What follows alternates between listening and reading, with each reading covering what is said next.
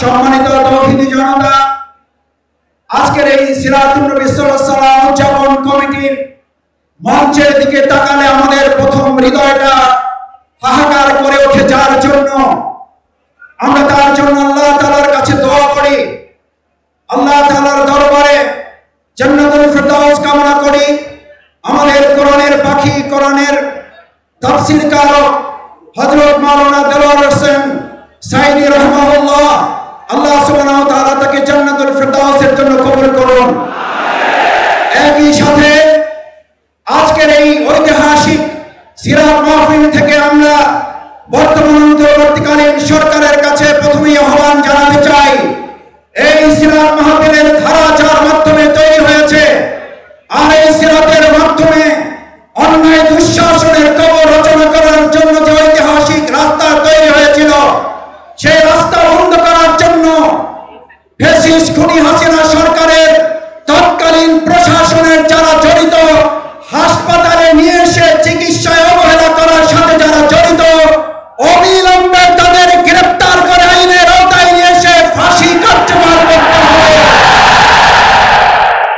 সম্মানিত ভাই এবং বন্ধুগণ, আজকের ঐতিহাসিক সিরাত মাহফিলের প্রথম আহ্বান হচ্ছে, যদি সিরাতের মাধ্যমে দেশ পরিচালিত হয়, এমন এক ঐতিহাসিক প্রেক্ষাপটে আজকের এই মাহফিল, যখন রাষ্ট্র মেরামতের কাজ চলছে, আমরা অন্তর্বর্তীকালীন সরকারের কাছে উদাত্ত আহ্বান জানাতে চাই, মানুষের তৈরি করা তন্ত্র মন্ত্র কোন মতবাদ দিয়ে রাষ্ট্র সংস্কার করে উই ওয়ান্ট জাস্টিসের অধিকার আদায় করা যাবে না।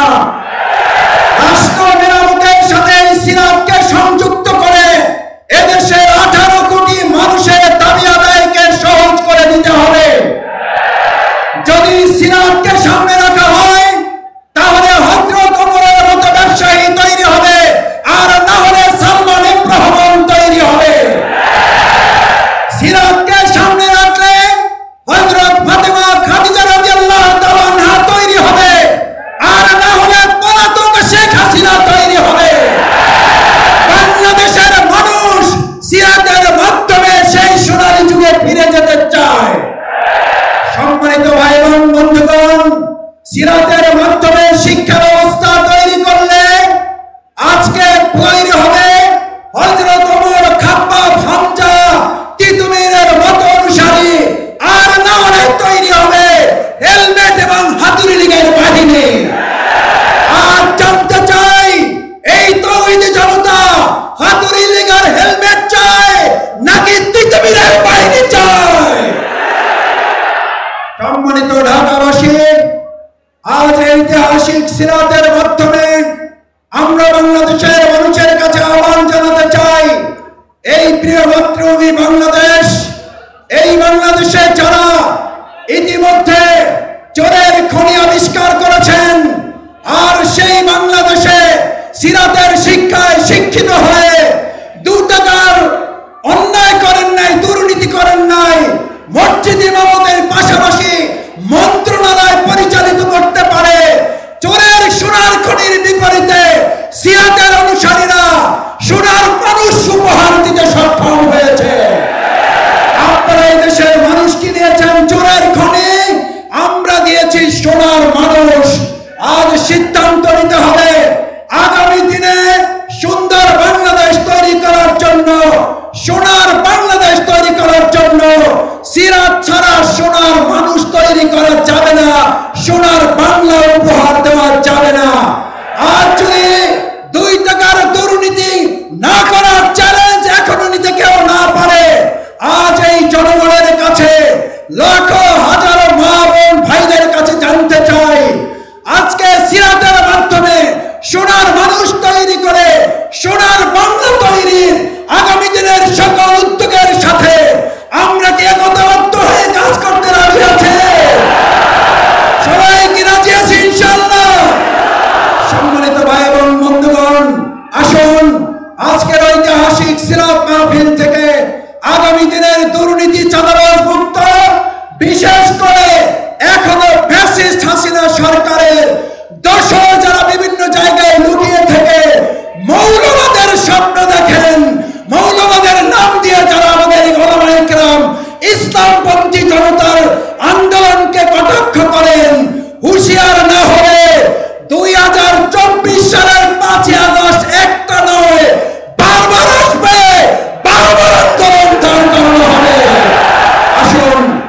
আন্দোলন সংগ্রামের মধ্য দিয়ে এক সুন্দর সোনালী বাংলা তৈরি করার উদাত্ত আহ্বান জানিয়ে আমার কথা শেষ করছি।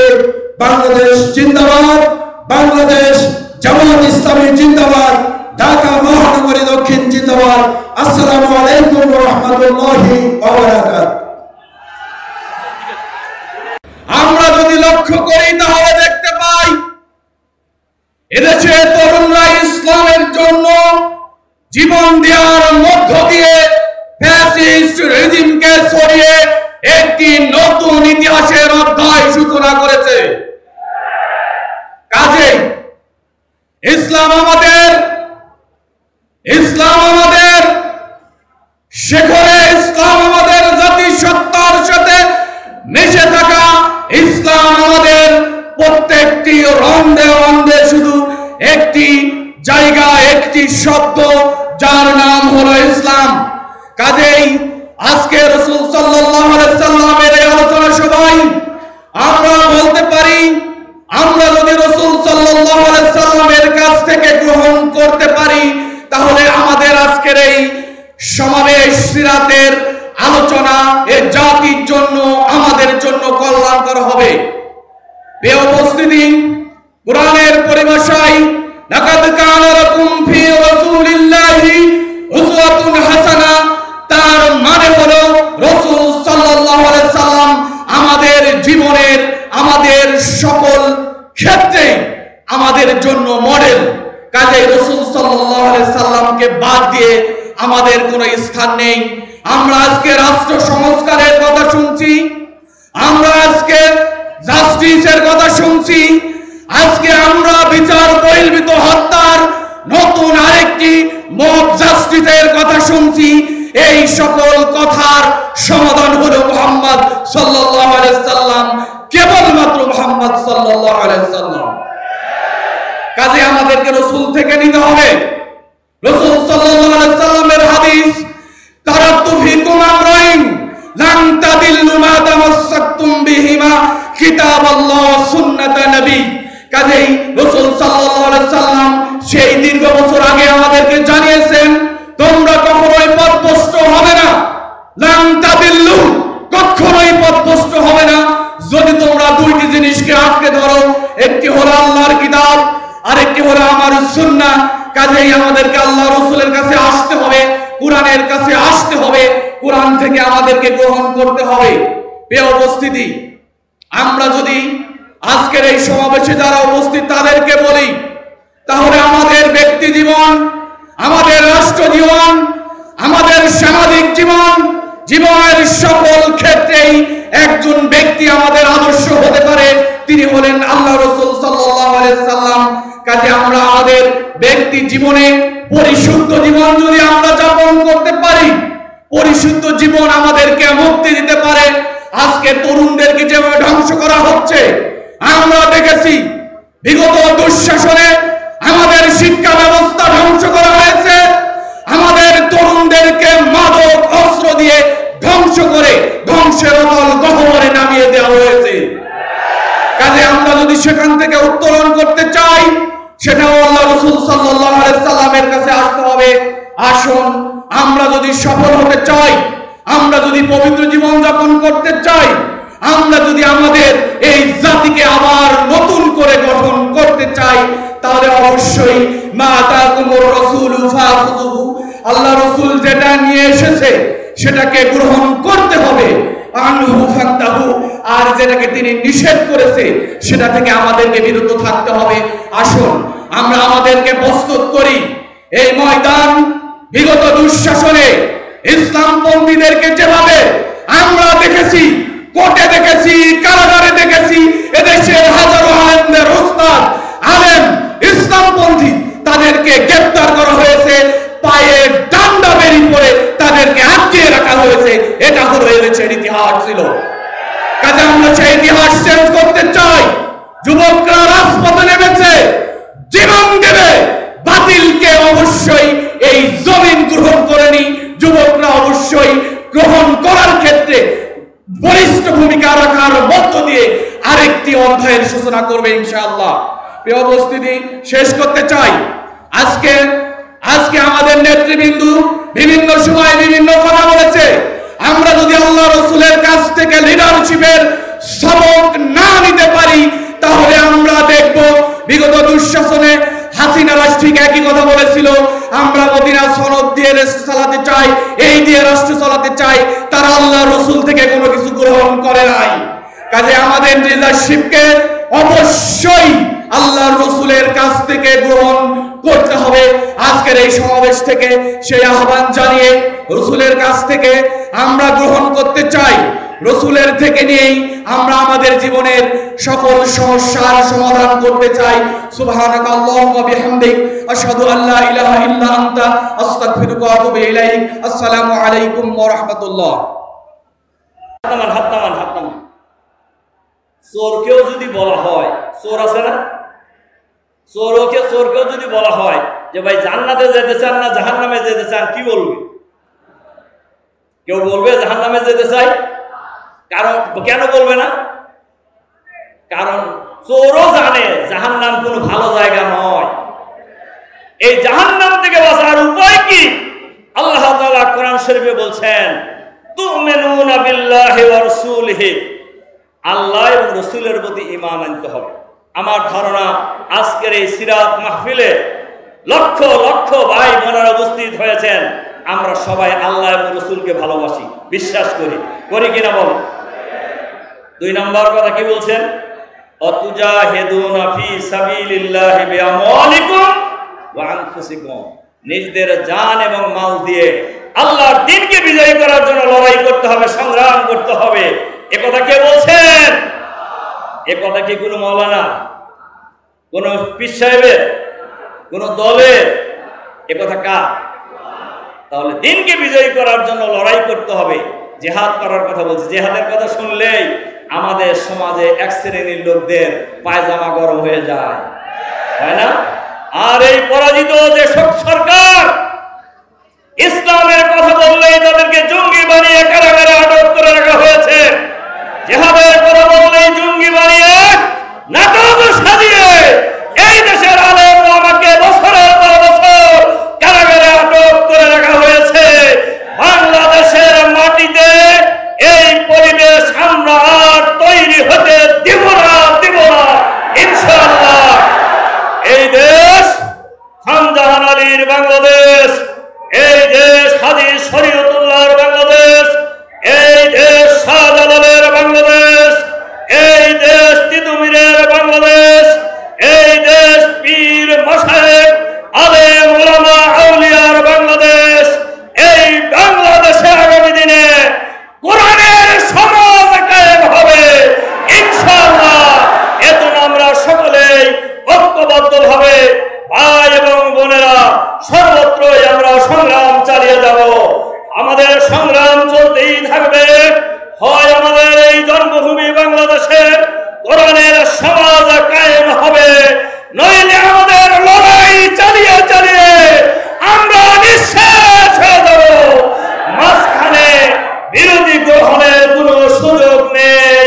সেই সংগ্রামী ভাই বোনদেরকে অংশগ্রহণ করার আহ্বান জানিয়ে আমার বক্তব্য এখানেই শেষ করছি। আল্লাহ হাফেজ। বাংলাদেশ জিন্দাবাদ। করে ইসলামকে বিজয় আদর্শ হিসাবে প্রতিষ্ঠার জন্য রাসূল করিম সাল্লাল্লাহু আলাইহি ওয়াসাল্লাম আবির্ভূত হয়েছিলেন। আল্লাহ রাব্বুল আলামিন বলেছেন লিউজহিরাহু আলা দ্বীনি কুল্লিহি, সমাজে প্রতিষ্ঠিত সমস্ত জীবন বিধানের উপরে ইসলামকে বিজয় আদর্শ হিসাবে প্রতিষ্ঠার জন্যই আল্লাহ রাসূল সাল্লাল্লাহু আলাইহি ওয়াসাল্লাম পৃথিবীতে এসেছিলেন। রাসূল সাল্লাল্লাহু আলাইহি ওয়াসাল্লামের আনিত যে জীবন বিধান, সেই জীবন বিধানের নাম হচ্ছে ইসলাম। ইসলাম একটি পরিপূর্ণ জীবন বিধানের নাম। ইসলাম হচ্ছে কমপ্লিট কোড অফ লাইফ। ইসলাম আল্লাহ রাব্বুল আলামিন বলেছেন, আল ইয়াউমা আকমালতু লাকুম দীনাকুম ওয়া আতমামতু আলাইকুম নি'মাতি ইসলামাল্লাযী ওয়া রাদিতু লাকুমুল ইসলাম দীনান, ইসলামকে পরিপূর্ণ করে দিলাম, ইসলামকে তোমাদের জন্য নিয়ামত স্বরূপ দিলাম। আংশিকভাবে ইসলাম পালনের কোনো সুযোগ নেই।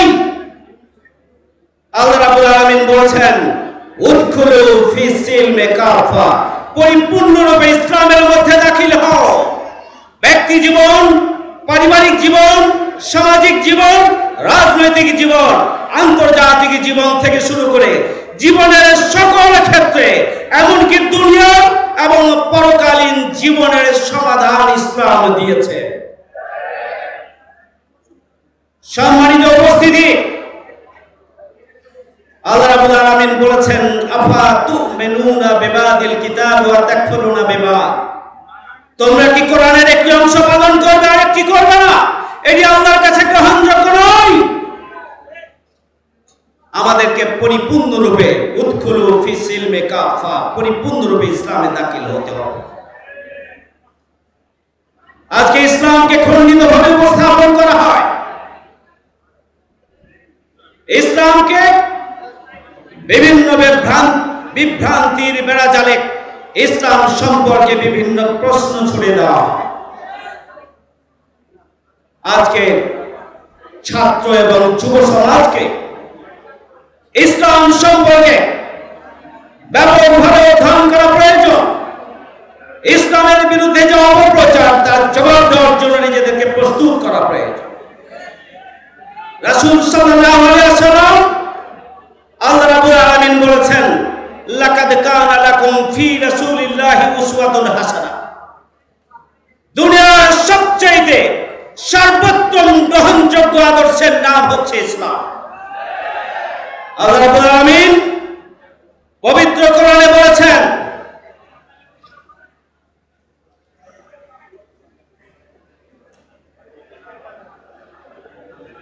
ইয়া আইয়ুহার রাসূল বাল্লিগ মা উনজিলা ইলাইকা মির রাব্বিক ফাইন লাম তাফআল ফামা বাল্লাগতা রিসালাতাহ।